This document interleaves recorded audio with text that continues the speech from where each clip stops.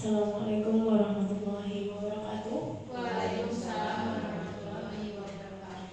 Yang terhormat Bapak Jaka Warsita selaku Kepala Sekolah SD Negeri 2 Bengkol serta Bapak Ibu Guru serta karyawan-karyawati SD Negeri 2 Bengkol yang kami hormati. Pertama, marilah kita panjatkan puji syukur kepada Allah Subhanahu wa taala yang mana pada kesempatan siang hari ini kita masih diberikan kesempatan untuk berkumpul di ruangan ini dalam rangka mengikuti kegiatan atau diseminasi penyebaran pemahaman budaya positif yang akan dilakukan atau disampaikan oleh Ibu Kaluti Angga Pratama selaku peserta calon guru penggerak. Baik, yang kedua, sholawat serta salam semoga tetap tercurah kepada junjungan kita Nabi Agung Muhammad SAW. Semoga kita mendapat syafaatnya di yaumul kiamat. Baik, dalam kesempatan hari ini saya selaku pembawa acara akan menyampaikan rangkaian kegiatan kita pada siang hari ini. Yang pertama yakni pembukaan, dilanjutkan sambutan, serta penyampaian materi, kemudian tanya jawab dan diakhiri dengan penutup. Untuk mengawali kegiatan pada hari ini, marilah kita buka dengan membaca basmalah bersama. Bismillahirrahmanirrahim. Rangkaian acara selanjutnya yakni sambutan yang akan disampaikan oleh Bapak Jaka Warsita selaku Kepala Sekolah SD Negeri 2 Bengkol. Kepada Bapak Jaka, kami persilakan. Assalamualaikum warahmatullahi wabarakatuh. Waalaikumsalam warahmatullahi wabarakatuh. Salam sejahtera bagi kita semua.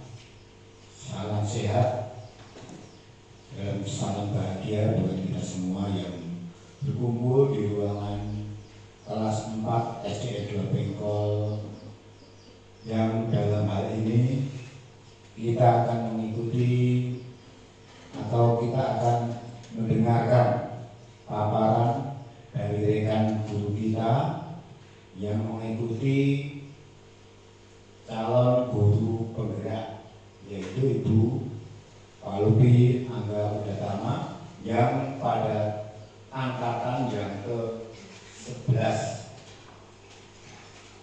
Sebelum kami menyampaikan sedikit acara pembukaan pada saat ini, mari kita selalu tidak henti-hentinya, tidak bosan-bosannya memanjatkan puja, puji serta syukur di hadapan Tuhan Sang Khalik langit dan bumi yang telah memberikan kasih rahmat, kesehatan, keselamatan kepada kita.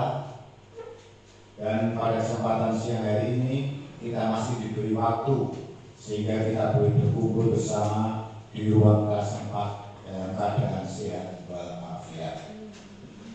Sebelum kami menyampaikan, kami mungkin belum tahu persis kegiatan-kegiatan CPG calon guru penggerak, karena memang dulu kami belum ada dalam acara-acara seperti itu. Mungkin ini ada tahapan-tahapan baru, langkah-langkah baru yang diambil oleh pemerintah untuk meningkatkan kinerja seorang guru yang nantinya akan diberi tugas, diberi amanat, mengemban visi misi untuk sekolahnya ataupun juga untuk pribadinya yang mungkin bisa berkenaan dengan juga jabatan ataupun kegiatan-kegiatan yang lain.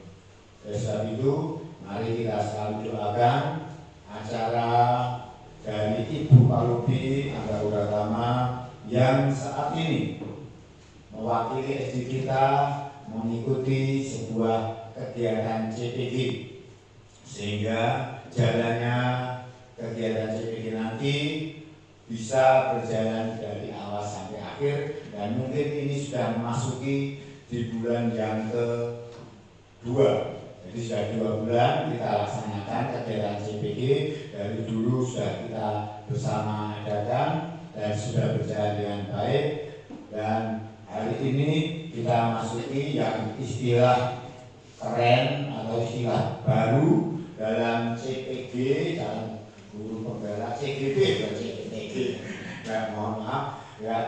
istilah diseminasi.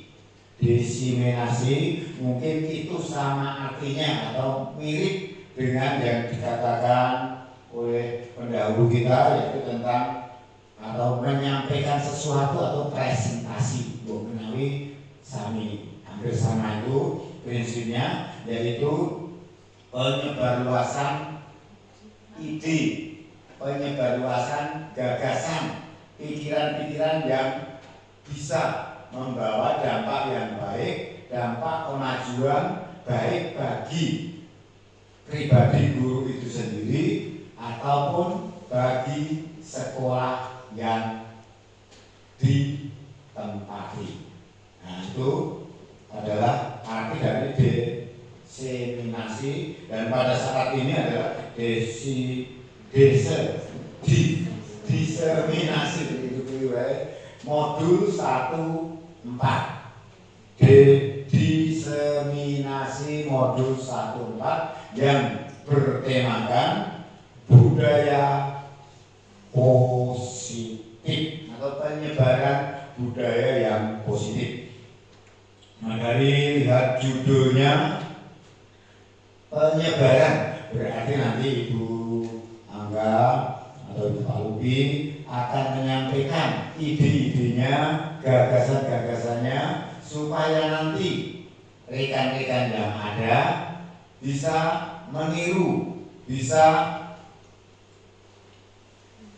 mencontoh nanti kalau suatu saat juga ditunjuk oleh ataupun sudah mendaftarkan calon guru bergerak dan nanti bisa mengkaji atau meniru kepada Ibu Pak Lupi yang saat ini sudah memasuki 2 bulan dalam kegiatan CGD. Kami percaya Bapak Ibu guru semua akan mampu dan akan bisa, karena Bapak Ibu semua masih muda belia, masih energik, masih semangat, kemampuan intelektual masih mampu menggunakan komputer, menggunakan IT. Kami percaya semuanya bisa, karena kegiatan-kegiatan ini tidak akan bisa dikerjakan dengan maksimal, dengan baik kalau tidak menguasai IT atau komputer. Sebab itu bagi Bapak Ibu yang lain dimohon nanti bisa mengembangkan diri seperti penyebaran ide atau penyebaran gagasan ataupun penyebaran budaya yang positif di lingkungan masing-masing, baik itu lingkungan sekolah, lingkungan masyarakat, lingkungan di mana Bapak Ibu berada, tetap harus menyebarkan budaya-budaya yang positif. Jangan dibiasakan gosip-gosip yang negatif.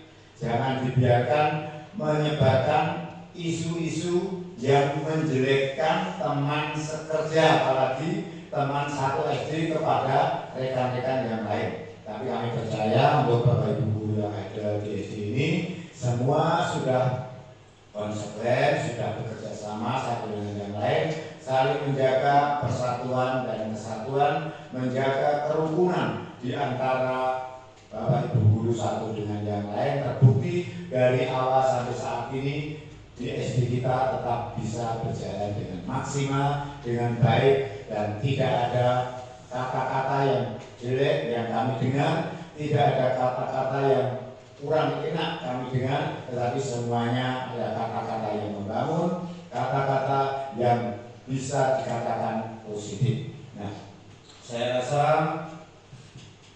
untuk acara nanti ada sangat berguna sekali bagi pribadi Ibu Angga Udatama atau Pak Lupi Angga Udatama dan juga Bapak Ibu guru yang lain, karena dengan cara seperti ini nanti akan ditularkan terus dan dikembangkan terus, dibiasakan terus, sehingga akan SD ini akan selalu berkembang dari hari ke hari, peningkatan dari segala aktivitas, peningkatan dalam cara mengajar, dalam bertutur kata, dalam mencari kata-kata yang baik, dan juga mungkin budaya yang baik nanti akan diutarakan oleh beliau. Kami tidak tahu budaya apa nanti akan dipaparkan, tetapi kami percaya budaya akan dipaparkan pastilah budaya yang mendukung di sektor pendidikan, yang akan mendukung di sektor pendidikan sehingga pendidikan di SD kita nanti akan maju, sopan santun dan sebagainya. Kami percaya nanti akan disampaikan oleh beliau Ibu Palupi Angga Udatama. Kiranya tidak bijaksana karena nanti Ibu Palupi Angga Udatama akan menyampaikan semua kegiatan ini dari awal sampai akhir. Mungkin dalam kami menyampaikan pembukaan ataupun sambutan pada saat ini banyak tutur kata kami yang salah dan keliru. Kami hanya mohon maaf yang sebesar-besarnya. Dan akhir kalam, wassalamualaikum warahmatullahi wabarakatuh. Waalaikumsalam warahmatullahi wabarakatuh. Waktu selanjutnya kami kembalikan kepada pembawa acara.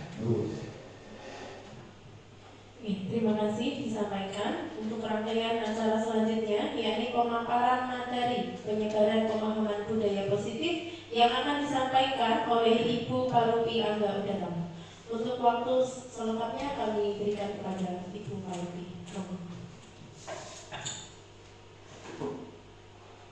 Terima kasih waktu yang diberikan kepada saya. Pada siang hari ini saya akan menyampaikan diseminasi modul 1.4, yaitu tentang penyebaran pemahaman tentang budaya positif sebagai tugas calon guru penggerak angkatan 11. Nah, sebelum kita lanjut ke materi, karena hari ini sudah cukup siang, kita ice breaking dulu. Menurut Bapak Ibu, ini kira-kira gambar apa ya? Sayap kupu. Apalagi yang lain? Kira-kira ini gambar apa ya? Kalau hanya sebagian, hanya secuil gambar, potongan gambar. Sayap kupu-kupu ya? Mari kita lihat, ini gambar apa ya? Ternyata ini gambar apa? Gambar gajah. Jadi kita tidak bisa melihat atau menebak hanya karena potongan gambar tertentu. Bisa saja awalnya itu seperti kupu-kupu, ternyata gambarnya apa itu? Gajah yang telinganya dihias di warna seperti kupu-kupu. Ya, terima kasih. Sekarang kita lanjut saja ke materi, yaitu tentang budaya positif. Budaya positif adalah suatu yang terbentuk dari kebiasaan-kebiasaan yang memiliki kebajikan sehingga tercipta lingkungan yang menyenangkan, aman, nyaman, dan tumbuh. Seorang guru yang baik harus memiliki kemampuan dalam mewujudkan budaya positif di sekolah. Pada materi hari ini, yaitu membahas tentang budaya positif, diantaranya yang pertama yaitu disiplin positif dan nilai-nilai kebajikan universal. Yang kedua, teori motivasi, hukuman, penghargaan, dan restitusi. Kemudian yang ketiga tentang keyakinan kelas. Yang keempat tentang kebutuhan dasar manusia dan dunia berkualitas. Sedangkan yang kelima yaitu tentang restitusi 5 posisi kontrol. Dan yang terakhir yaitu restitusi, segitiga restitusi. Nah, pada kegiatan hari ini nanti kita akan membahas atau mengetahui budaya positif, diantaranya 6 itu tadi. Nah, yang pertama kita akan ke materi yang pertama tentang disiplin positif dan nilai-nilai kebajikan universal. Nah, sebelumnya ada pertanyaan pemantik. Bagaimana? Ini ada kesalahan sedikit ya. Bagaimana kita bisa membuat murid disiplin? Kira-kira apa Bapak Ibu? Bagaimana cara membuat murid disiplin? Dengan cara apa biasanya kita? Membuat peraturan. Apalagi? Caranya bagaimana ya membuat murid disiplin? Oh iya, kita sebagai guru harus memberi contoh. Kemudian yang kedua, siapakah yang bisa mendisiplinkan murid? Siapa Bapak Ibu? Iya, kita sebagai guru, seperti tadi kita harus memberi contoh supaya anak didik kita melakukan disiplin. Kemudian yang ketiga, apakah guru yang bisa mendisiplinkan murid, atau kepala sekolah, atau orang tua murid, atau murid itu sendiri? Dan mengapa? Iya benar. Jadi dalam mendisiplinkan murid itu harus ada kolaborasi atau kerjasama antara murid itu sendiri, kemudian juga kepala sekolah, kita sebagai guru, dan juga orang tua. Jadi semuanya harus saling bekerja sama, harus saling berkolaborasi supaya budaya positif itu bisa terlaksana dengan baik atau disiplin itu bisa terlaksana. Nah, ini makna kata disiplin. Berasal dari kata atau bahasa Latin disciplina yang artinya belajar. Makna asal dari kata ini berkonotasi dengan disiplin diri dari murid-murid Socrates dan Plato. Disiplin diri membuat orang menggali potensinya menuju sebuah tujuan, apa yang dia hargai. Namun, dalam budaya kita, makna kata disiplin telah berubah menjadi sesuatu yang dilakukan seseorang pada orang lain untuk mendapatkan kepatuhan. Kecenderungan umum adalah menghubungkan kata disiplin dengan apa yang kita hargai atau pencapaian suatu tujuan yang mulia. Disiplin positif merupakan suatu cara penerapan disiplin yang mengajarkan anak untuk bertanggung jawab dan menumbuhkan kesadaran diri berdasarkan nilai-nilai kebajikan. Disiplin positif juga lebih mengarah ke disiplin diri yang dapat mengontrol diri dalam melakukan segala tindakan. Disiplin diri ini dapat membuat murid memahami dan menyadari berdasarkan motivasi internal atau motivasi dari dalam dirinya, bukan akibat paksaan, ujian, ataupun hukuman. Nilai-nilai kebajikan universal. Nilai-nilai kebajikan adalah sifat-sifat positif manusia yang merupakan tujuan mulia yang ingin dicapai setiap individu. Nah, nilai-nilai tersebut bersifat universal dan lintas bahasa, suku bangsa, agama, maupun latar belakang. Setiap perilaku atau perbuatan memiliki suatu tujuan. Ini menurut Dr. William Glasser pada teori kontrol tahun 1984. Dengan mengaitkan nilai-nilai kebajikan yang diyakini seseorang, maka motivasi intrinsiknya akan terbangun, sehingga menggerakkan motivasi dari dalam untuk dapat mencapai tujuan yang mulia dan yang diinginkan. Ini menurut Diane Gosen tahun 1998.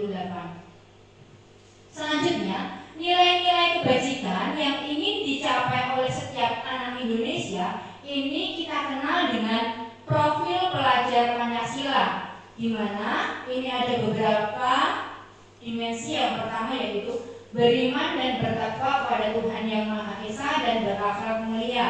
Yang kedua, mandiri. Yang ketiga, bernalar kritis. Yang keempat, berkebinekaan global. Yang kelima, bergotong royong. Dan yang keenam yaitu kreatif. Selanjutnya yang kedua yaitu teori motivasi, hukuman, penghargaan, dan juga restitusi. Nah, Teori motivasi perilaku manusia ini yang pertama, untuk menghindari ketidaknyamanan atau hukuman. Misalkan, apa yang akan terjadi apabila saya tidak melakukannya? Jadi, anak itu melakukan disiplin karena dia takut apabila mendapatkan hukuman. Jadi, apa yang akan terjadi apabila saya tidak melakukannya? Itu termasuk ke dalam motivasi eksternal dari luar. Kemudian yang kedua, untuk mendapat imbalan dari orang lain atau institusi. Misalnya, apa yang akan saya dapatkan ya apabila saya melakukannya? Jadi anak itu melakukan karena imbalan. Itu juga termasuk motivasi eksternal dari luar. Nah, yang ketiga, untuk menghargai diri sendiri, menjadi insan sesuai dengan harapan kita. Saya akan menjadi orang seperti apa bila saya melakukannya. Jadi itu ada keinginan dari dalam dirinya. Ini berarti termasuk motivasi internal, tujuan disiplin positif tersebut. Jadi si anak melaksanakan atau melakukan disiplin itu timbul dari dalam dirinya sendiri karena memang dia ingin menjadi yang lebih baik. Nah, ini hukuman, konsekuensi, dan restitusi. Ini ada identitas gagal dan juga identitas berhasil atau sukses. Berarti yang termasuk identitas gagal itu yang mana, Bu? Pak? Yang hukuman ya. Sedangkan yang identitas berhasil itu nanti sanksi atau konsekuensi dan juga restitusi. Nah, di dalam hukuman ini biasanya sesuatu yang menyakitkan harus terjadi. Kemudian tidak nyaman untuk murid atau anak dalam jangka waktu yang panjang. Kemudian anak akan menjadi korban mendapatkan keadilan. Selanjutnya murid atau anak akan tersakiti. Perilaku pasif agresif anak juga akan meningkat. Sistem akan berjalan bila murid tidak takut. Berlaku hanya pada sebuah institusi, tidak berlanjut pada kehidupan nyata. Peraturannya adalah kamu harus, itu biasanya hukuman kayak gitu. Kemudian murid atau anak akan membenci peraturan. Sedangkan sanksi atau konsekuensi itu sesuatu harus terjadi. Tidak nyaman untuk murid atau anak, tapi dalam jangka waktu yang pendek. Kemudian korban bisa diabaikan. Murid atau anak dibuat tidak nyaman. Penguatan hanya bertahan dalam jangka waktu yang pendek. Memerlukan monitoring dan supervisi terus-menerus dari guru. Kemudian membantu penerapan mengikuti peraturan dalam masyarakat. Apa aturannya? Mampukah kamu melakukannya? Terima kasih. Itu contoh dari konsekuensi. Selanjutnya, murid atau anak akan menghormati peraturan. Sedangkan restitusi itu merupakan pilihan, menguatkan untuk murid atau anak dalam jangka waktu yang panjang. Dan anak sebagai korban itu nanti akan mendapatkan ganti. Murid atau anak mendapatkan penguatan dan masalah juga akan terpecahkan. Murid belajar bertanggung jawab untuk perilakunya, fokus pada pemecahan masalah dalam jangka waktu yang panjang. Misalkan, apa yang kamu yakini, apa yang bisa kamu lakukan untuk memperbaiki masalah ini? Murid atau anak nantinya akan menghormati dirinya dan juga orang lain. Nah, ini hukuman, konsekuensi, dan restitusi. Misalkan yang negatif tadi apa berarti, Bu? Hukuman negatif, netral tadi konsekuensi, yang positif restitusi. Misalkan, awas kalau kamu lakukan lagi ya, nanti awas kamu. Model paksaan, memaksa, kemudian mendorong menyalahkan diri, konsep diri buruk. Murid atau anak belajar menyembunyikan kesalahannya. Karena takut dihukum, nanti biasanya anak juga akan menyembunyikan kesalahannya. Kemudian yang netral, konsekuensinya, lakukan apa apa yang saya katakan. Stimulus respon, mendorong kepatuhan, konsep diri baik, murid atau anak belajar taat peraturan. Sedangkan yang restitusi, yang positif berarti apakah hal ini yang sesungguhnya ingin kamu lakukan? Ini sebagai teori kontrol, mendorong disiplin positif, dan ini untuk anak belajar memecahkan masalah. Nah, ini termasuk hukuman atau konsekuensi ya. Yang pertama, mengganti pensil teman yang dihilangkan. Berarti jika kita sebagai guru melakukan hal ini, kita memberikan hukuman atau konsekuensi, Bapak Ibu? Iya, konsekuensi, karena si anak menghilangkan pensil temannya, maka konsekuensinya dia harus menggantinya. Yang kedua, sebagai apa ini? Lari mengelilingi halaman 5 kali karena terlambat hadir di sekolah. Iya, termasuk hukuman karena sudah terlambat masih disuruh mengelilingi halaman 5 kali. Akhirnya si anak malah tidak mengikuti pelajaran, akhirnya akan tertinggal. Ini termasuk hukuman. Yang ketiga, membersihkan WC sekolahan karena mencoret-coret buku temannya. Iya, hukuman karena ini tidak saling berhubungan. Karena mencoret-coret buku temannya, tapi kok diberikan tugas membersihkan WC sekolahan. Seharusnya bagaimana? Kalau ada anak yang mencoret-coret buku temannya, konsekuensi yang kita berikan sebagai guru seharusnya bagaimana? Bisa kita memberikan atau memberikan konsekuensi pada anak untuk mengganti buku temannya, deh. Bisa dimakan ya. Kemudian selanjutnya mendapat nilai kurang bagus karena tidak belajar. Iya, konsekuensi. Karena si anak tidak belajar, maka konsekuensi yang dia dapatkan ya nilainya kurang. Selanjutnya yang terakhir, membuat sebuah karangan dan dibacakan di depan kelas karena lupa mengerjakan PR bahasa Indonesia. Iya, konsekuensi. Karena si anak itu lupa mengerjakan PR bahasa Indonesia, kita sebagai guru boleh memberikan konsekuensi atau tugas, yaitu disuruh membuat sebuah karangan dan dibacakan di depan kelas. Dibacakan di depan kelas tujuannya supaya si anak itu juga berlatih berani tampil di depan. Betul, Ibu? Kesimpulannya, konsekuensi adalah akibat dari tindakan atau perbuatan yang pernah terjadi sebelumnya, baik itu bisa baik atau buruk. Sedangkan hukuman adalah suatu tindakan untuk membalas perbuatan yang salah. Nah, selanjutnya ini dihukum oleh penghargaan. Bahwa penghargaan berlaku sama dengan hukuman, dalam arti meminta atau membujuk seseorang melakukan sesuatu untuk memenuhi suatu tujuan tertentu dari orang yang meminta atau membujuk. Dorongannya eksternal dan akan ada faktor ketergantungan.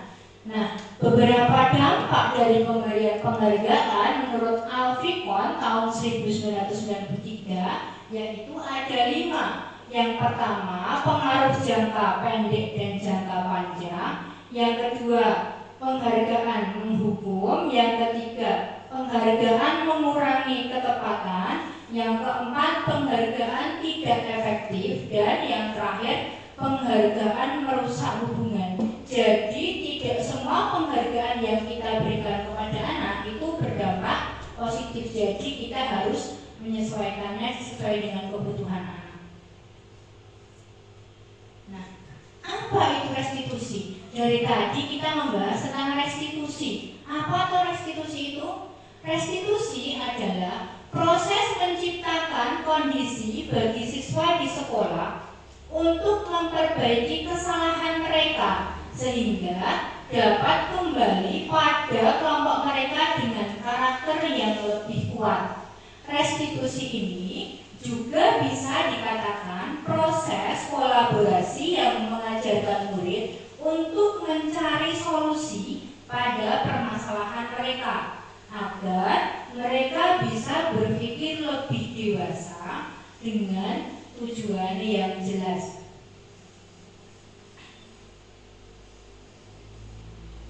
Nah, ini ada ciri-ciri restitusi. Ada 9 ciri-ciri restitusi.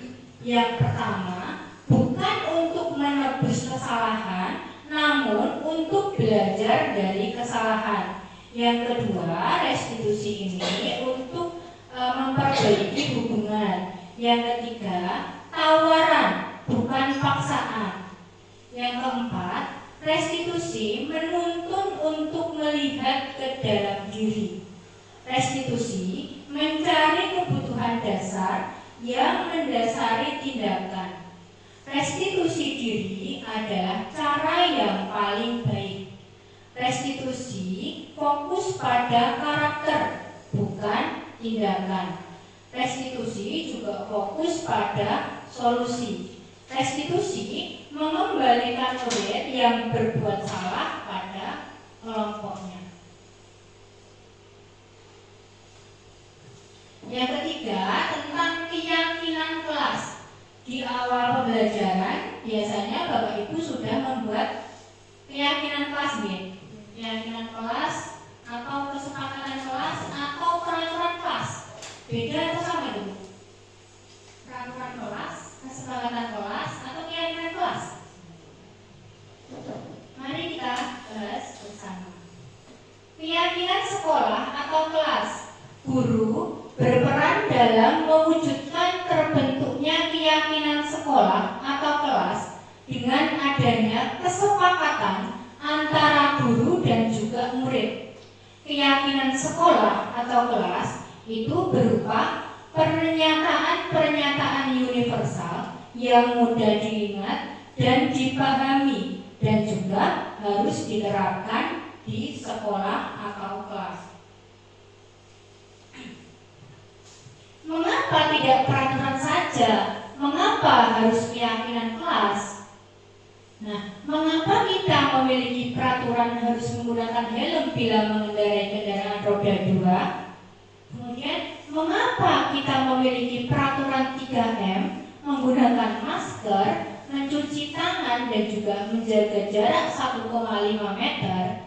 Mengapa kita memiliki peraturan harus datang tepat waktu pada saat mengikuti pelatihan? Untuk mendukung motivasi intrinsik, kembali ke nilai-nilai atau keyakinan-keyakinan lebih menggerakkan seseorang dibandingkan mengikuti serangkaian atau peraturan-peraturan. Jadi, kesepakatan atau keyakinan kelas itu berarti kesepakatan antara guru dan juga murid yang sudah diyakini secara kedua belah pihak. Sedangkan peraturan itu biasanya ada di sekolah. Jadi kesepakatan dan juga keyakinan kelas itu bagian dari peraturan yang ada di sekolah. Nah, ini peraturan dan juga keyakinan kelasnya. Yang pertama, selalu kembalikan buku ke tempatnya. Berarti keyakinan kelasnya tentang apa, Bu? Iya, tentang tanggung jawab. Kemudian dilarang mengganggu orang lain. Keyakinan kelasnya menghormati orang lain. Hadir di sekolah 15 menit sebelum pembelajaran dimulai. Keyakinan kelasnya menghormati orang lain dan juga berkomitmen. Dilarang melakukan kekerasan. Itu keyakinan kelasnya, yaitu keselamatan, menghormati orang lain. Sedangkan dilarang menggunakan narkoba. Keyakinan kelasnya kesehatan. Kemudian jika peraturannya bergantian atau menunggu giliran, berarti keyakinan kelasnya menghormati orang lain dan juga bersabar. Peraturan gunakan masker. Keyakinan kelasnya tentang kesehatan dan juga keselamatan. Yang terakhir yaitu jangan berlari di kelas atau koridor. Berarti keyakinan kelasnya keselamatan dan keamanan. Jika kita di awal pembelajaran membuat keyakinan kelas atau kesepakatan kelas, sebisa mungkin atau memang diharuskan kita menggunakan kata-kata atau kalimat yang positif. Misalkan peraturannya, jangan membuang sampah sembarangan. Berarti seharusnya keyakinan atau kesepakatan yang kita buat bagaimana? Iya, buanglah sampah pada tempatnya. Jadi sebisa mungkin kita tidak menggunakan kalimat yang negatif, karena itu untuk diyakini anak. Jadi kita harus memberikan kalimat atau kata yang positif. Misalkan lagi apa Bu? Kita mengubah kalimat yang awalnya negatif, kita ubah menjadi kalimat yang positif. Biasanya apa peraturan? Tidak boleh mencontek saat ulangan. Seharusnya bagaimana berarti? Kalimatnya diubah menjadi kalimat positif. Iya, kerjakan tugas atau ujian sesuai dengan kemampuan kalian. Betul nggak? Karena kita di peraturan biasanya itu di awal kalimat itu menggunakan dilarang. Jadi sebisa mungkin dalam membuat kesepakatan atau keyakinan kelas, kita menggunakan kalimat yang positif. Nah, ini contoh keyakinan atau kesepakatan kelas 4. Yang pertama, selalu menjaga kebersihan. Yang kedua, disiplin dan tepat waktu. Yang ketiga, saling menghormati, menghargai dan tolong-menolong. Yang keempat, berbicara dengan sopan. Yang kelima, selalu mengerjakan tugas. Dan kita dalam membuatnya juga sebisa mungkin menggunakan kalimat yang pendek dan mudah dipahami oleh anak ya. Karena kita di tingkat SD itu kalau nanti kalimatnya terlalu panjang, nanti anak akan kesulitan dalam memahaminya. Lanjut yang keempat, yaitu tentang kebutuhan dasar manusia dan dunia berkualitas. Nah, kebutuhan dasar manusia itu ada 5. Yang pertama itu bertahan hidup. Yang kedua, kasih sayang dan rasa diterima. Yang ketiga, kesenangan. Yang keempat, penguasaan. Dan yang kelima, kebebasan. Nah, ketika seorang murid melakukan suatu perbuatan yang bertentangan dengan nilai-nilai kebajikan atau melanggar, sebenarnya dikarenakan mereka itu gagal memenuhi kebutuhan dasar mereka. Nah, ini ada sebuah kasus Ibu Zulaika, guru wali kelas 4 sedang bingung menghadapi ulah salah satu murid di kelasnya, yaitu Tommy. Beberapa anak telah mengeluhkan Tommy yang seringkali meminta bekal makan siang mereka. Jika Anda menghadapi situasi seperti Ibu Zulaika, apa yang akan Anda lakukan? Menurut Anda, apa alasan Tommy melakukan hal tersebut? Nah, berarti dalam kasus Tommy ini ada 5 kemungkinan dasar yang kebutuhannya tadi tidak terpenuhi. Mari kita bahas. Yang pertama, alasan Tommy yang pertama, mungkin saja karena ia lapar dan orang tuanya tidak membawakannya bekal makan siang.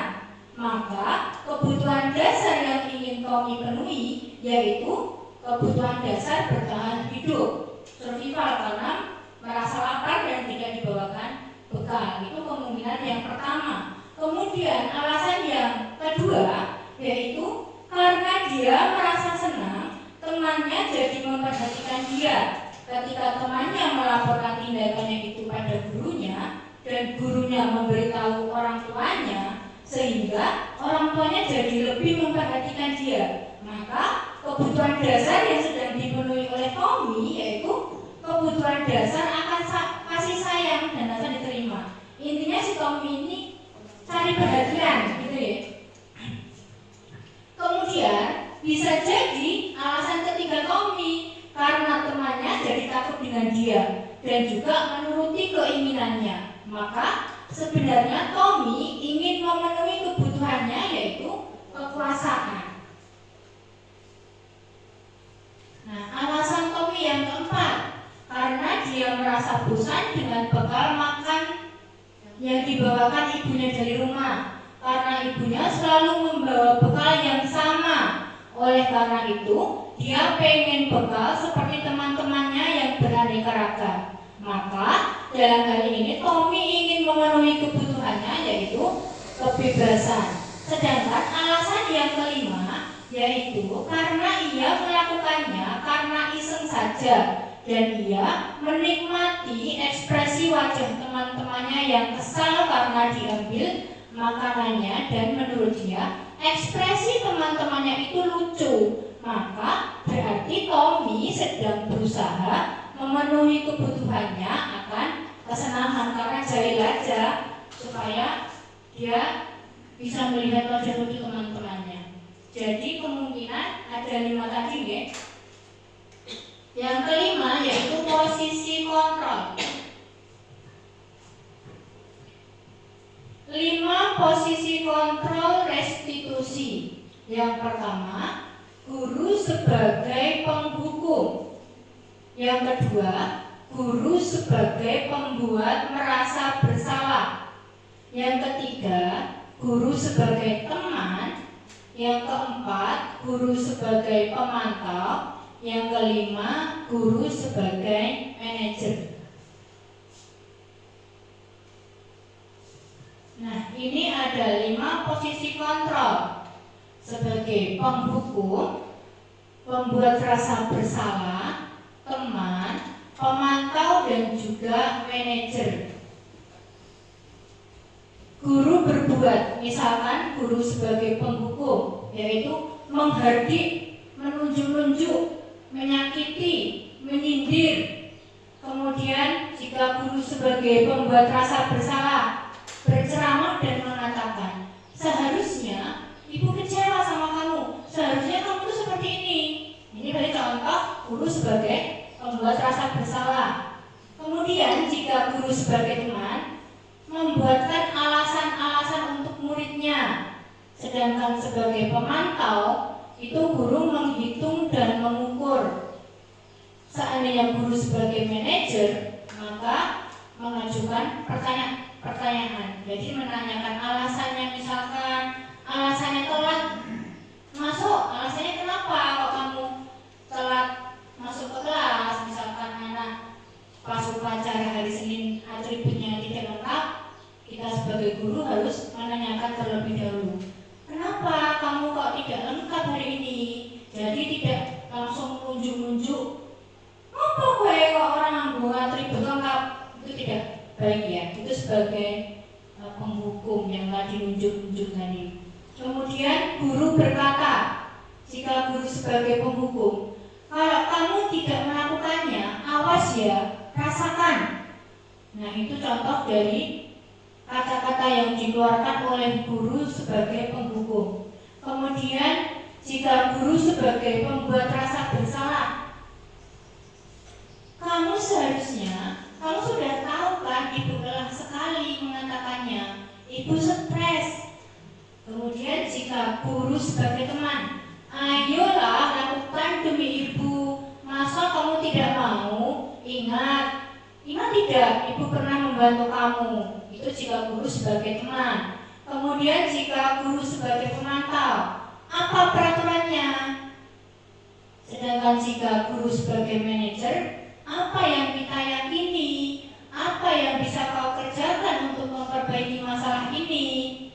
Kemudian hasilnya, jika guru sebagai penghukum, maka anak akan memberontak, menyalahkan orang lain, dan juga bisa saja berbohong. Selanjutnya, jika guru sebagai pembuat rasa bersalah, maka si anak bisa saja menyembunyikan, menyangkal, dan juga bisa berbohong. Sedangkan jika kita sebagai teman, maka anak akan ketergantungan. Sebagai pemantau, menyesuaikan diri bila diawasi saja. Kemudian jika guru sebagai manajer, maka itu akan menguatkan pribadi si anak. Dan apa kaitannya dengan dunia yang berkualitas? Jika guru sebagai penghukum, maka murid meletakkan guru di luar dunia berkualitas. Jika guru sebagai pembuat rasa bersalah, maka murid meletakkan guru di dalam dunia berkualitas. Jika guru sebagai teman, maka murid meletakkan guru di sebagai orang yang sangat penting di dunia berkualitas.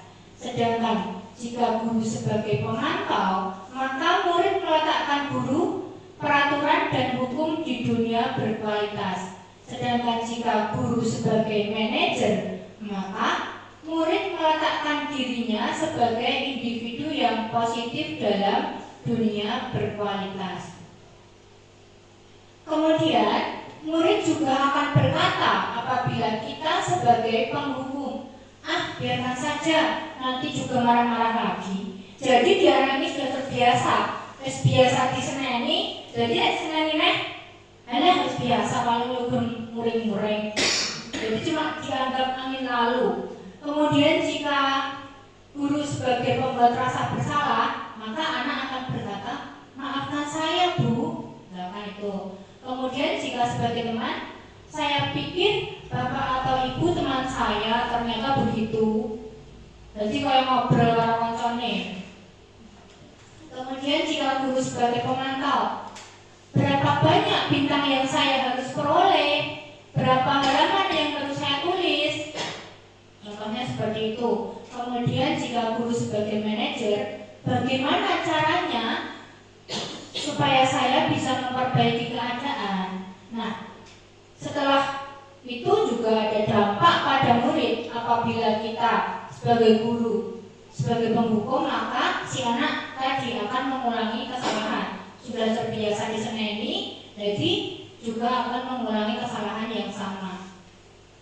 Jika kita sebagai pembuat rasa bersalah, dampaknya bagi murid yaitu si anak akan merasa rendah diri. Jika kita sebagai teman, maka si anak akan lemah, tidak mandiri, dan tergantung. Sedangkan jika kita sebagai pemantau, maka dampaknya bagi anak menitik beratkan pada sanksi atau hadiah untuk dirinya. Jadi mengharapkan imbalan. Sedangkan yang sebagai manajer, maka itu akan mengevaluasi diri bagaimana caranya si anak bisa memperbaiki diri. Nah, ini ada video tentang 5 posisi kontrol. Monggo Bapak Ibu.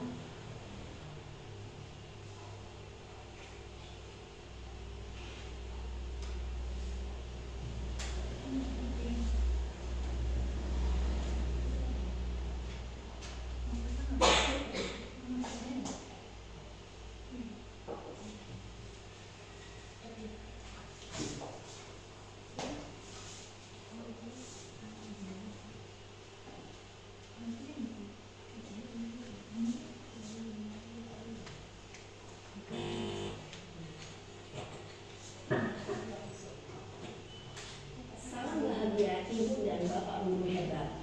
Dalam penerapan disiplin positif restitusi, salah satu program yang dikembangkan adalah 5 posisi kontrol. 5 posisi kontrol dalam restitusi adalah proses perjalanan seorang pendidik agar dapat mengenali dirinya. Pada video kali ini, kita akan membahas tentang 5 posisi kontrol yang dikembangkan oleh Diane Dawson dan contoh penerapannya.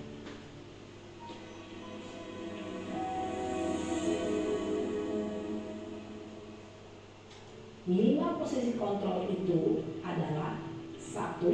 Posisi penghukum, 2. Posisi pembuat merasa bersalah, 3.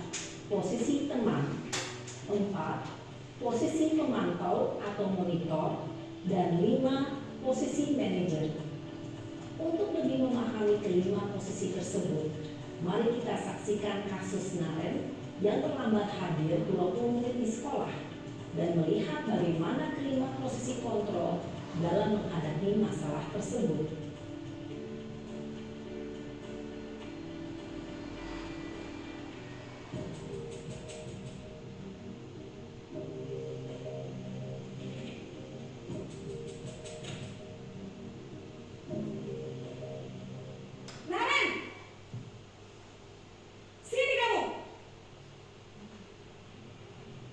Selamat pagi, Bu. Selalu terlambat. Kamu deh, pasti terlambat. Maaf, Bu. Saya Apa? Apa coba? Alasan kamu apa lagi? eh, Kapan sih kamu tidak terlambat? Malas sekali ya kamu jadi anak. saya Dasar pemalas. Gak kapok-kapok sih kamu. Sudah berapa kali terlambat?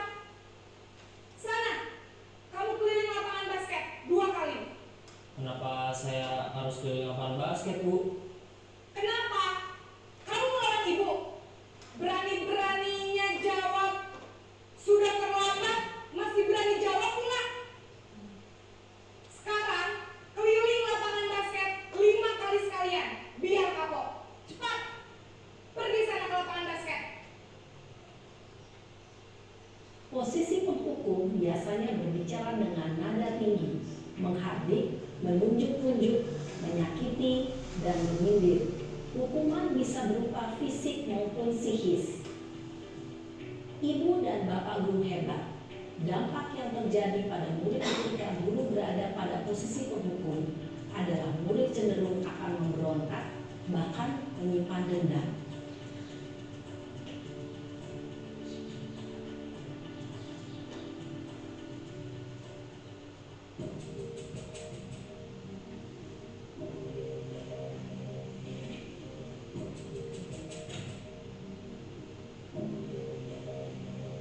Naren!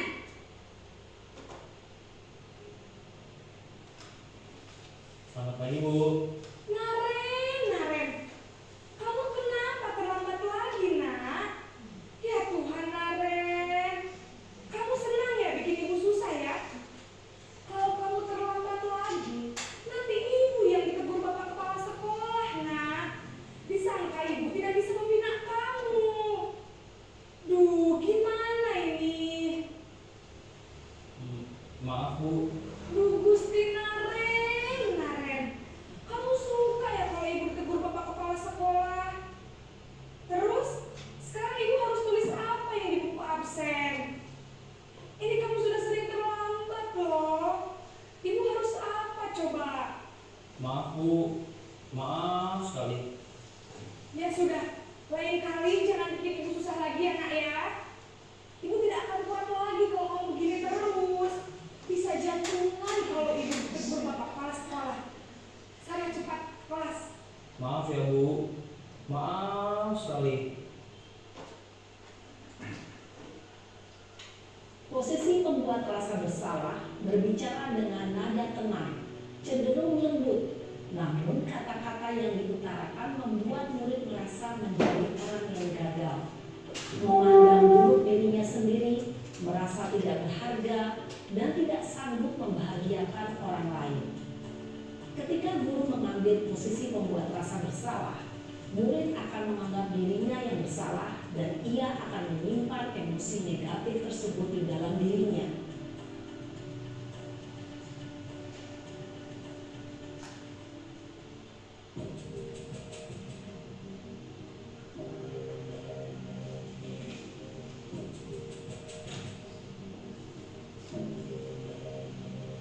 Naren!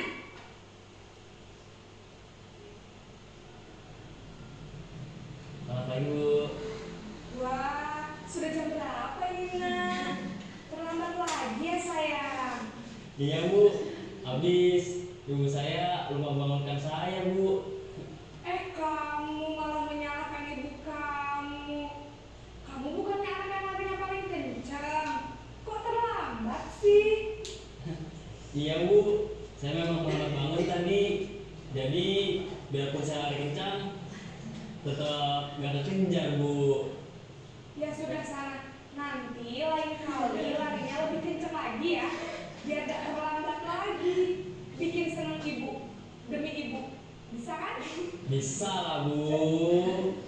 Ya sudah, sana masuk kelas. Ibu beresin urusan absen kamu. Kamu ini ada-ada saja. Dalam posisi teman, guru berbicara dengan nada suara ramah, akrab, cenderung bersenda gurau untuk menjaga suasana tetap santai.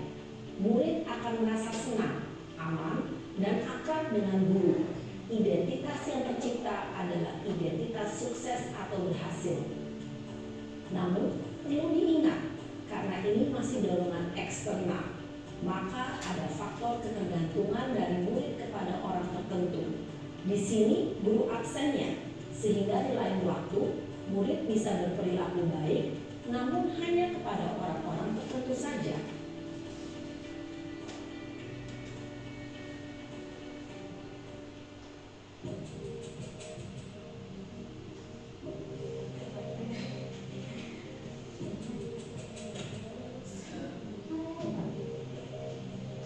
Naren,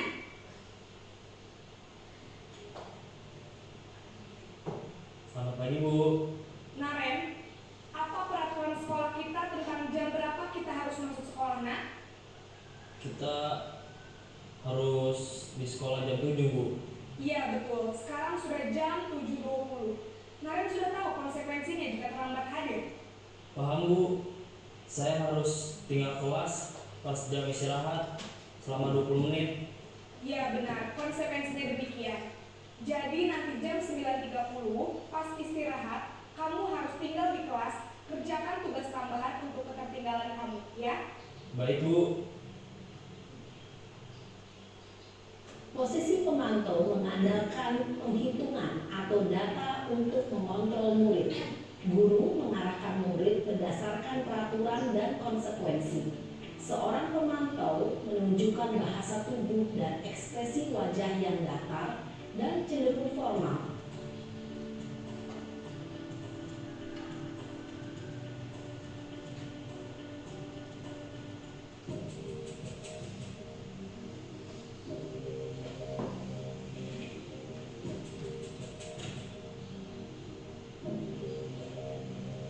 Naren,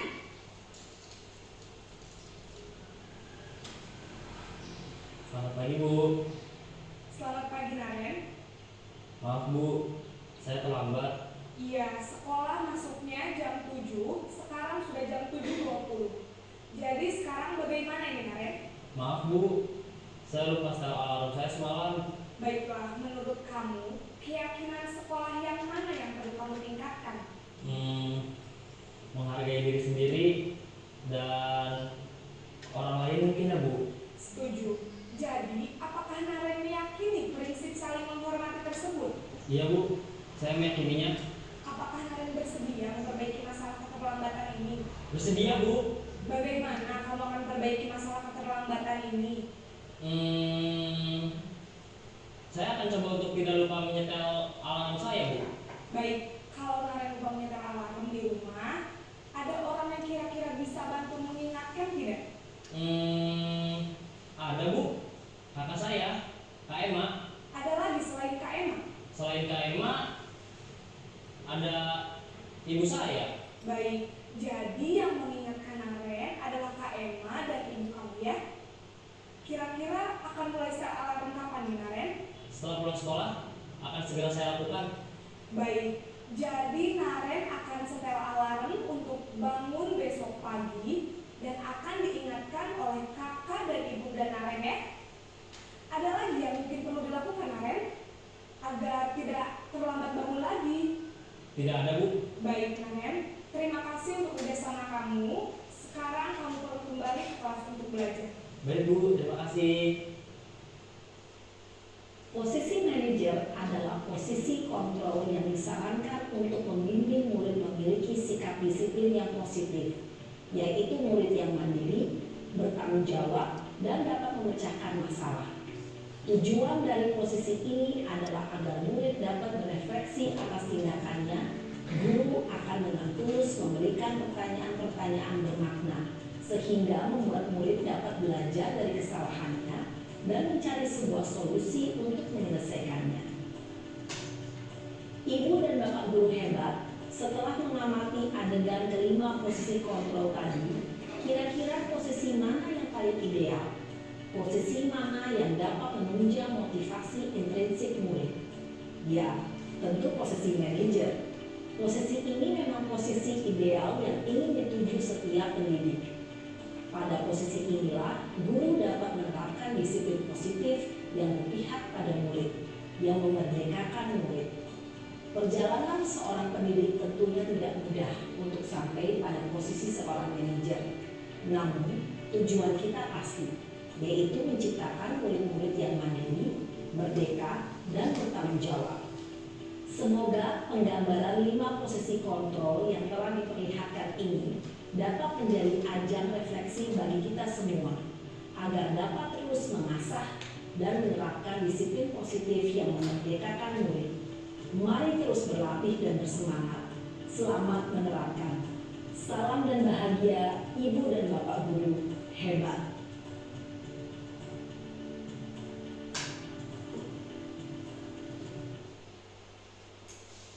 Nah, setelah kita melihat video tadi, kira-kira posisi kontrol yang Bapak Ibu sekarang sudah lakukan sebagai apa?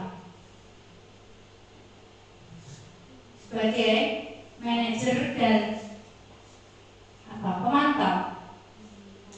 Ya, sebagai pemantau. Jika kita saat ini masih berada di posisi pemantau, semoga dengan adanya atau kita sudah memahami 5 posisi kontrol tadi, kita bisa menjadi atau kita berada di posisi manajer. Nah, ini ada pernyataan-pernyataan. Saya kecewa sekali dengan kamu. Tadi sebagai apa posisi kontrolnya? Sebagai pembuat orang merasa bersalah. Kemudian kamu tidak pernah benar melakukannya. Itu sebagai penghukum. Ayolah lakukan demi ibu. Nanti sebagai teman. Apakah kamu mau mendapatkan stiker bintang hari ini? Sebagai apa nih?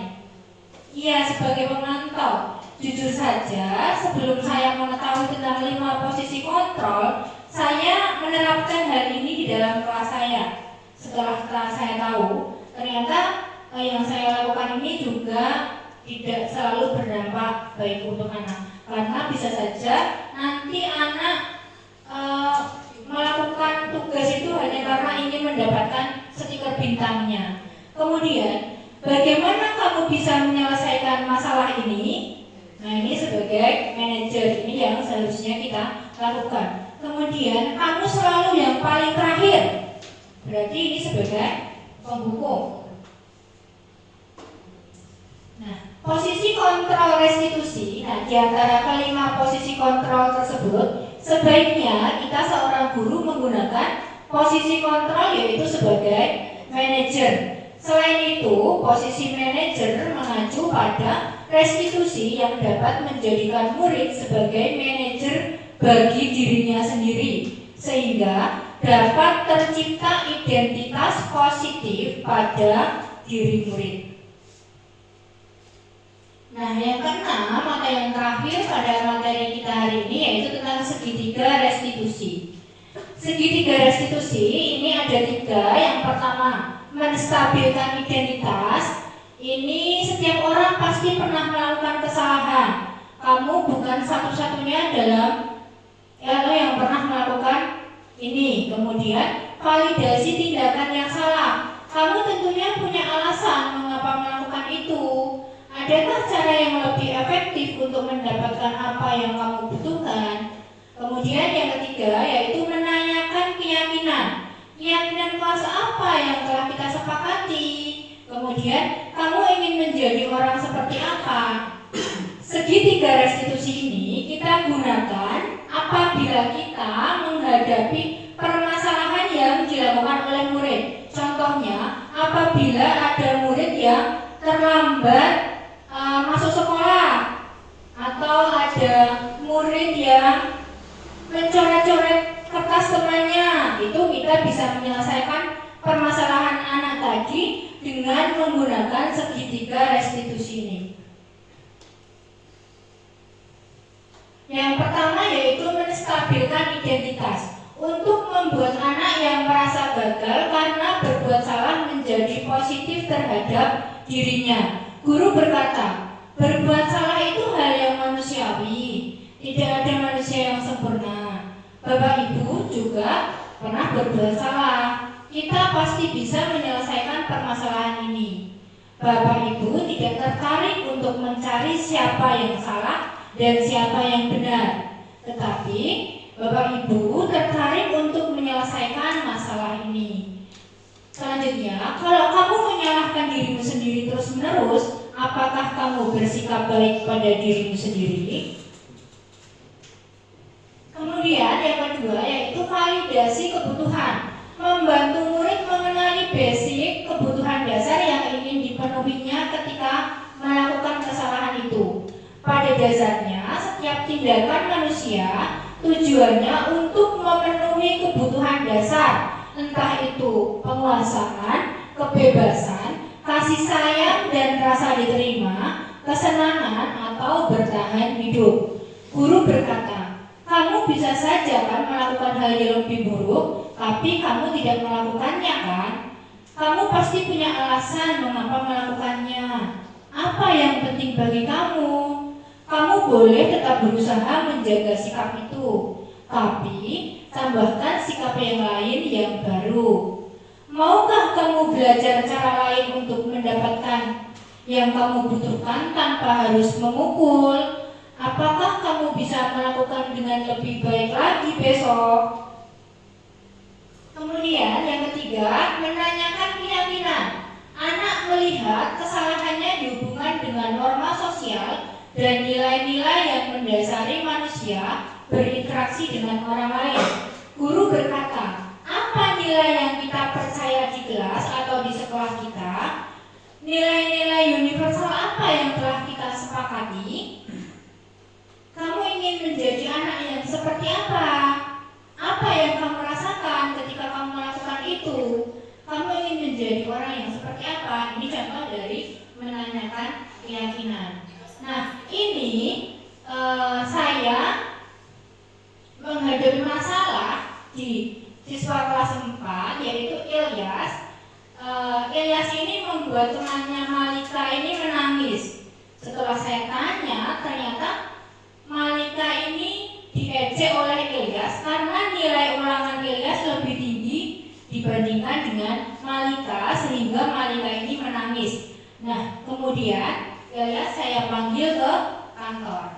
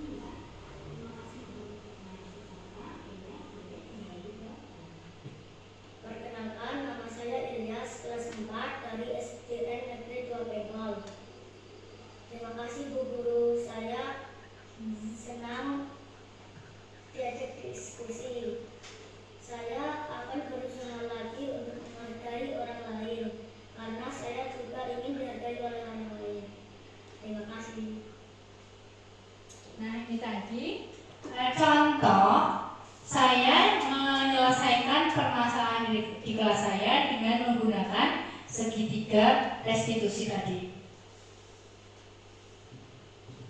Nah, ini ada intervensi 30 detik. Intervensi ini bisa membantu murid kembali ke tujuan semula dengan cukup singkat dan dengan cara yang non-konfrontatif. Pertanyaan-pertanyaan yang diajukan biasanya dikemukakan oleh seorang pemantau dan juga manajer. Misalkan, apakah kamu ingin berbuat lebih baik?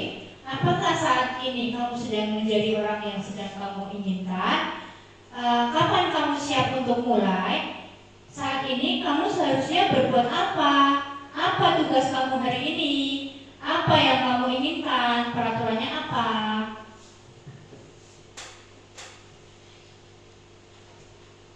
Terima kasih. Cukup sekian yang dapat saya sampaikan pada kegiatan siang hari ini. Semoga ini tadi dapat bermanfaat dan dapat menginspirasi Bapak Ibu guru semuanya. Akhir kata, semoga tergerak, lekas bergerak, dan mari menggerakkan. Terima kasih. Waktu saya kembalikan kepada moderator. Terima kasih disampaikan kepada Ibu Palupian Utama yang mana telah menyampaikan materi penyebaran pemahaman budaya positif yang sejauh ini saya tangkap pada intinya kita sebagai seorang pendidik sebisa mungkin menerapkan disiplin positif karena kita kalangan pendidik jadi dilakukan di lingkungan sekolah, okay? Yang mana disiplin positif itu yakni satu cara bagi kita bagaimana cara menumbuhkan disiplin itu dari diri seorang anak langsung. Jadi anak itu tidak merasa saya harus disiplin karena saya takut akan hukuman yang ada, atau mungkin saya harus melakukan ini karena saya ingin mendapatkan ini, gitu, okay? Jadi bukan itu harapan dari kita seorang guru, namun kita berusaha untuk menumbuhkan disiplin itu langsung dari hati anak, yang mana pada prosesnya menggunakan restitusi, yakni proses mengajarkan murid untuk mencari solusi pada suatu permasalahan mereka. Jadi supaya anak itu lebih bisa berpikir lebih dewasa dengan tujuan yang jelas, dengan menggunakan posisi kontrol manager, di mana kita sebagai seorang guru harus bisa menanyakan terlebih dahulu apabila si anak itu melakukan kesalahan. Jadi diberitahu, diberi pemahaman mengenai akibat atau masalahnya apa yang kemungkinan timbul ketika anak itu melakukan kesalahan itu. Kemudian dicari tahu terlebih dahulu akibatnya apa dan digali solusinya apa untuk memecahkan masalah itu, okay? Itu dari pemaparan Bu Angga Utama. Untuk selanjutnya yakni sesi tanya jawab, mungkin dari Bapak Ibu guru ada pertanyaan atau mungkin saran sanggahan. Waktunya kalian persilahkan. Kepada Bu Vina, monggo silakan bertanya, Bu. Ya, terima kasih untuk waktu yang sudah diberikan. Izin bertanya, Ibu, bagaimana cara mengimplementasikan teori motivasi, hukuman, penghargaan serta restitusi agar tidak salah dalam bertindak saat menghadapi permasalahan siswa? Terima kasih. Ya, baik, terima kasih pertanyaannya dari Bu Vina. Untuk mengimplementasikan teori motivasi, hukuman, penghargaan, dan juga restitusi dalam menangani permasalahan, ada beberapa langkah yang bisa kita ambil untuk memastikan tindakan yang kita lakukan itu seimbang, tidak salah. Beberapa cara yang bisa kita lakukan, yang pertama kita harus pahami kebutuhan anak. Kita sebagai guru harus memahami kebutuhan anak. Oh, anakku ini pengennya apa dalam pembelajaran hari ini? Pengennya anaknya seperti apa? Biasanya di awal pembelajaran kita membuat kesepakatan tadi. Kita tanya maunya anak itu seperti apa? Kamu kalau di kelas saya kemarin itu anak-anak cenderung ingin belajar itu sambil bermain. Jadi tidak hanya pembelajaran full, jadi dia juga pengen permainan, pengen ice breaking kayak gitu. Itu yang pertama. Kemudian menciptakan lingkungan yang mendukung. Kita sebagai guru harus pertama kita harus membuat lingkungan kelasnya dulu.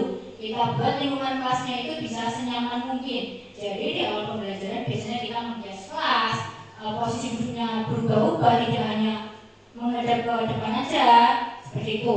Kemudian yang ketiga, kita juga mempertimbangkan konsekuensi yang proporsional. Jika kita atau anak yang melanggar, seperti tadi, kita harus menyelesaikan permasalahan dengan segitiga restitusi. Kemudian fokus pada perbaikan perilaku. Kita sebagai guru tidak hanya melihat dari kesalahan siswa, kita juga dalam memberikan hukuman atau konsekuensi tadi ya, kita sebut dengan konsekuensi itu yang tidak berlebihan atau yang bisa membuat anak itu menjadi lebih baik lagi. Kemudian intinya kita sebagai guru harus memberikan kepada anak itu untuk memperbaiki kesalahan mereka. Jadi si anak itu supaya lebih baik lagi dengan cara-cara yang kita lakukan tadi supaya tidak salah dan bisa seimbang. Seperti itu, Bu. Ada. Bu Vina sudah jelas dengan jawaban dari Bu Kamili. Ya, terima kasih. Yang pada intinya teori tadi itu kita sebagai guru menerapkan pendidikan atau pembentukan karakter yang berpusat pada peserta didik. Jadi memberikan peserta didik ini untuk belajar. Mungkin ada pertanyaan lagi?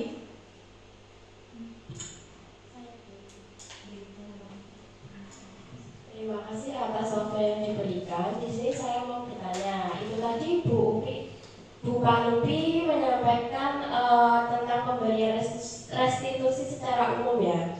Kalau di pendidikan itu kan pelajarannya tidak hanya satu, materinya tidak hanya satu.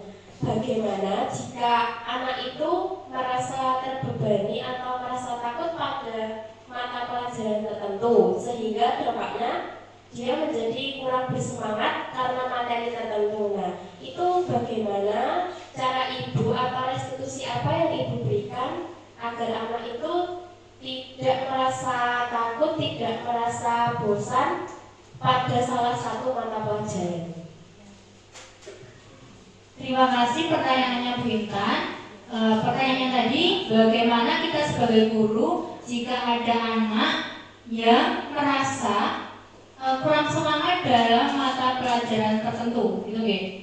Jadi kita sebagai guru harus bisa menyelesaikan permasalahan pada anak ini dengan cara yang pertama kita mengidentifikasi penyebabnya dulu. Penyebab anak kurang semangat itu apa toh? Kita tanya jawab secara personal kepada anak. Jadi kita menanyakan penyebabnya itu apa? Apa karena si anak itu tidak paham tentang materinya, atau bosan dengan gurunya karena cara belajarnya cuma itu saja, tidak menggunakan media pembelajaran yang menarik, atau mungkin ada faktor lain, misalkan di rumah ada masalah dengan orang tuanya. Kemudian yang kedua, kita juga memberikan dukungan emosional. Kita peduli kepada anak, baik itu mengarahkan anak untuk belajar lebih giat lagi atau mengarahkan anak untuk mengikuti les. Apabila tidak mau, jika pulang sekolah bisa menemui bu gurunya, ingin belajar menambah jam lagi gitu. Kemudian selanjutnya melibatkan anak dalam pengambilan keputusan. Ini misalkan langkah-langkah yang harus diambil dalam meningkatkan semangat belajar itu apa gitu. Kemudian membangun lingkungan yang mendukung. Seperti tadi ya, lingkungan di kelasnya juga harus senyaman mungkin untuk anak. Jadi kita sebagai guru harus memberikan yang terbaik kepada anak. Kemudian kita menghargai peningkatan walaupun itu sedikit pada anak. Misalkan sebelumnya anak tidak semangat, malas, jika dalam diskusi asik sendiri gak ikut sama teman-temannya, itu jika anak tersebut sudah berkembang walaupun itu sedikit, kita bisa memberikan pujian atau penghargaan misalkan kamu sudah bagus sekali hari ini, misalkan seperti dengan kata-kata itu. Jadi hal-hal itu bisa membuat anak yang tadinya dia tidak menyukai pelajaran tertentu jadi lebih menyukai. Jadi intinya yang saya tangkap ketika anak itu mengalami masalah dengan tidak menyukai satu mapel, cara yang kita lakukan yakni menggali atau mencari tahu penyebabnya terlebih dahulu, kemudian memberikan dukungan emosional. Kemudian ketika si anak menjawab dengan pembelajaran yang cukup membosankan, jadi artinya yang perlu melakukan evaluasi yakni pendidiknya. Jadi harus bervariasi dalam memberikan model pembelajaran. Mungkin ada yang lain?